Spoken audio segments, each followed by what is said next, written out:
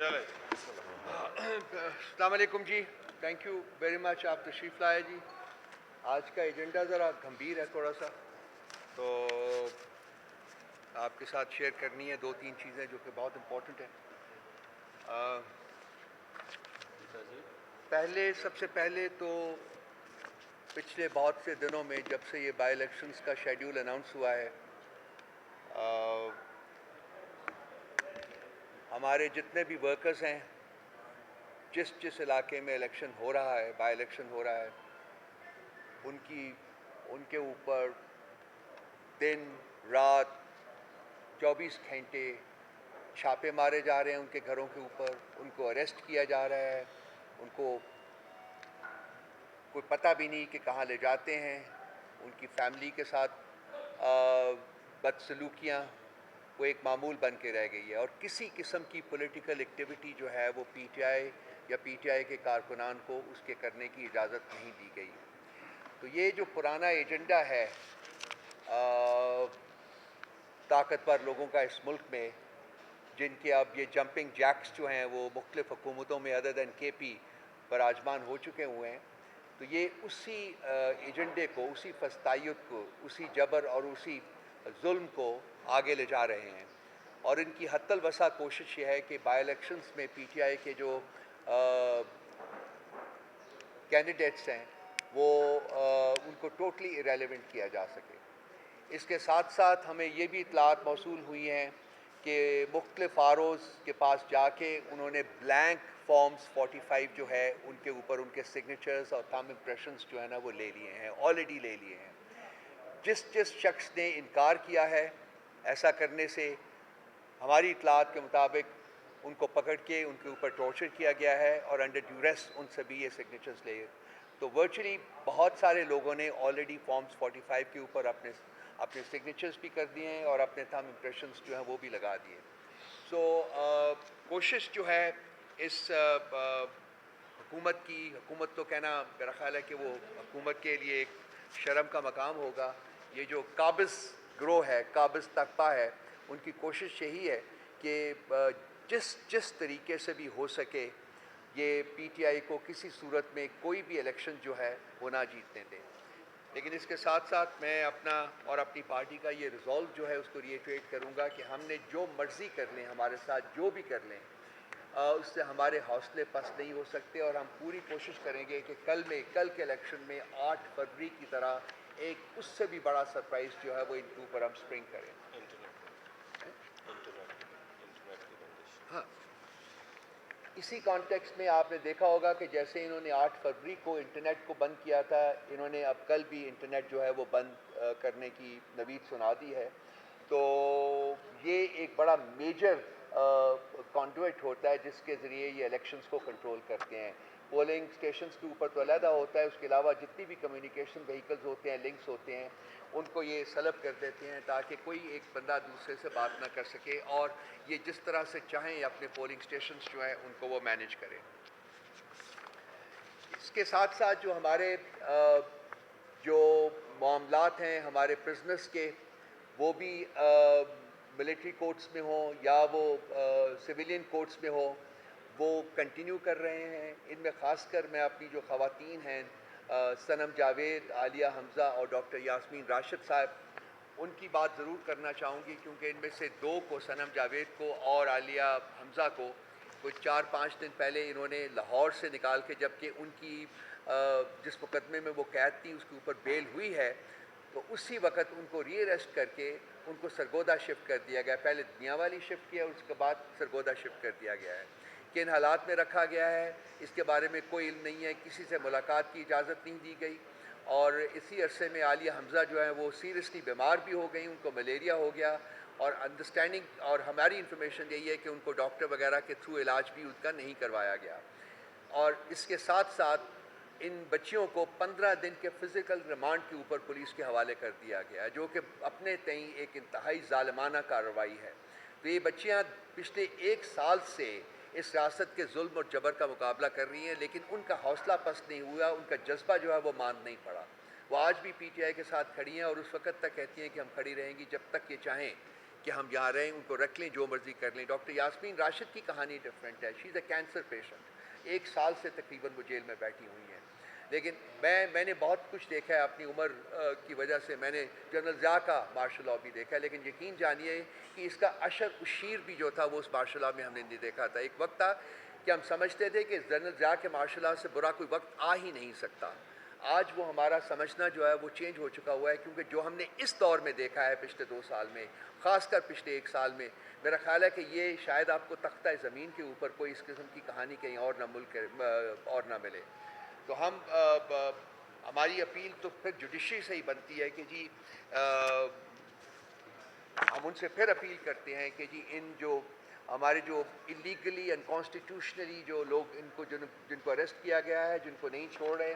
ان کے لیے بیلز کا انتظام کریں اور ان کو انشور کریں کہ وہ ریاست کے جبر سے جو ہے وہ آزاد ہوں. امید تو بہت کم ہے, لیکن ہر صورت ریپیٹ کرنے میں کوئی مذائقہ نہیں ہے. آج کی ان باتوں کے علاوہ بعد جو امپورٹنٹ چیز جو میں آپ کے ساتھ شیئر کرتا ہوں وہ ایک یہ خان صاحب کی اسپیشل انسٹرکشنز کے اوپر ہم نے آج ایک لیٹر لکھا ہے چیف جسٹس آف پاکستان کو. یہ ان کے سگنیچرز کے ساتھ ہم نے لکھا ہے, اور اس اب سے کوئی 1 گھنٹہ پہلے چیف جسٹس صاحب کے آفس میں ڈیلیور ہو چکا ہوا ہے. اس میں ہم نے 7 پوائنٹ ہیں وہ ہائی لائٹ کیے ہیں, اور میں ان کے کچھ پوائنٹس آپ کے ساتھ شیئر کر لیتا ہوں. ایک پوائنٹ یہ آپ کو ابھی جب میں یہ بات کر رہا ہوں تو آپ کو ٹرانسمٹ ہو جائے گا جو اس کا ڈرافٹ ہے, سارے جو ہم نے جو لیٹر لکھا ہے, سو آپ کو اس کا اوریجنل جو ڈرافٹ ہے وہ بھی مل جائے گا. اس میں کچھ ایک چھوٹا سا پریفس ہے, اس میں ہم نے کہا ہے کہ پچھلے چند ماہ میں جو جوڈیشری کے حالات ہیں پاکستان میں, جس بری طرح سے وہ ایفیکٹ ہوئے ہیں, جس بری طرح سے یہ انسٹیٹیوشن جو ہے وہ کرمبل کیا ہے, جس بری طرح سے آئین اور قانون کی دھجیاں اڑائی گئی ہیں, اس کی ساری رسپانسبلٹی جو ہے وہ چیف جسٹس آف پاکستان کے اوپر آتی ہے. یہ ان کی رسپانسبلٹی ہے کہ نہ صرف یہ کہ وہ انصاف دیں بلکہ انشور کریں کہ ان کی ماتحت جو عدالتیں ہیں وہاں بھی انصاف کے تقاضے جو ہیں وہ پورے کیا جائیں. لیکن نہ وہ خود انصاف دے سکے ہیں, نہ ہی وہ اپنی ماتحت عدالتوں میں اس قسم کی کسی چیز کو انشور کر سکے ہیں. سو وقت گزرنے کے ساتھ ساتھ جو state of delivery of justice ہے وہ فردر ڈیٹیریریٹ کر رہی ہے. اس میں 7 پوائنٹس جو ہم نے ہائی لائٹ کیے ہیں ان کی کنسیڈریشن کے لیے, اس میں سب سے امپورٹنٹ نمبر 1 ہے وہ توشہ خانہ ہے. توشہ خانہ کا کیسز جو نواز شریف دا چیف ڈیکوائٹ دی ایبسکانڈر کے خلاف جو توشہ خانہ کے ریفرنس تھے, وہ نیب کے اپنے کہنے کے مطابق وہ اوپن اینڈ شٹ کیسز تھے. گاڑیاں لی گئی تھی اور گاڑیاں توشہ خانہ سے آپ لے ہی نہیں سکتے. اب جو نیب نے اپنی ایک بڑی ہی مضحکہ خیز قسم کی انجنکشن تو دی ہے, وہ یہ ہے کہ یہ گاڑیاں جو ہیں وہ توشہ خانہ سے ٹرانسفر ہو گئی تھیں نیشنل پول میں, جو کہ جہاں ریاست کی گاڑیاں جو ہیں, حکومت کی گاڑیاں کھڑی ہوتی ہیں. وہ کیسے ٹرانسفر ہوئیں, کب ٹرانسفر ہوئیں, کیوں ٹرانسفر ہوئیں, اور کس انڈرسٹینڈنگ کے تحت ٹرانسفر ہوئیں, اس کے بارے میں ان کے پاس ہمیں پتہ چلا ہے کہ کوئی حقائق ہے ہی نہیں ہے. لیکن چونکہ پہلے سے فیصلہ ہو چکا ہوا تھا کہ اس چور اور اس ڈاکو کو آپ نے آزاد کرنا ہے ان تمام مقدمات سے, کنسیکوینٹلی یہ ایک پریمس بنا کے انہوں نے کہا ہے کہ یہ تو گاڑی کبھی توشہ خانہ سے لی نہیں گئی. اور یہ نیب کی اپنی اسٹیٹمنٹ کے مطابق انہوں نے کہا تھا کہ یہ اوپن اینڈ شٹ کیس ہے, ہمارے پاس ایسے پروفس موجود ہیں کہ یہ بچ ہی نہیں سکتے. اور یہ حقیقت تھی, اس وقت وہ سچ بول رہے تھے, آج نہیں. تو یہ چیئرمین نیب جو انہوں نے لگایا ہے وہ بھی ایک سرونگ جنرل ہے, اور یہ اس کے جب سے اس نے ٹیک اوور کیا ہے نیب کی بچی کچی ساکھ جو تھی وہ بھی تباہ و برباد ہو کے رہ گئی ہے. کنسیکوینٹلی یہ بھی معاملہ جو ہے وہ جوڈیشری کے کانٹیکسٹ میں آتا ہے, اور یہ چیف جسٹس کو اس کا نوٹس دینا چاہیے. دوسری جو چیز ہم نے ہائی لائٹ کیا اس میں چیف جسٹس کی اٹینشن کے لیے, وہ بہاول نگر کا انسیڈنٹ ہے. ہمارے نزدیک یہ 2 انسٹیٹیوشنز کا کلیش ہے, اور یہ اس سے زیادہ کوئی خطرناک چیز جو ہے وہ ریاست کے سروائیول اور ریاست کی پروگرس کے لیے نہیں ہو سکتی ہے.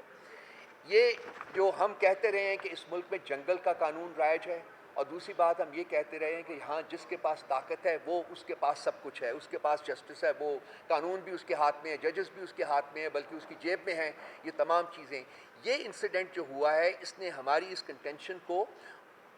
اور جلا بخشی ہے کہ اگر آپ کسی ایک خاص ادارے کو بلانگ کرتے ہیں اور اگر پولیس اس ادارے کے اس بندے کے گھر میں داخل ہو کے کوئی زیادتی کرتی ہے تو وہ ادارہ جو ہے وہ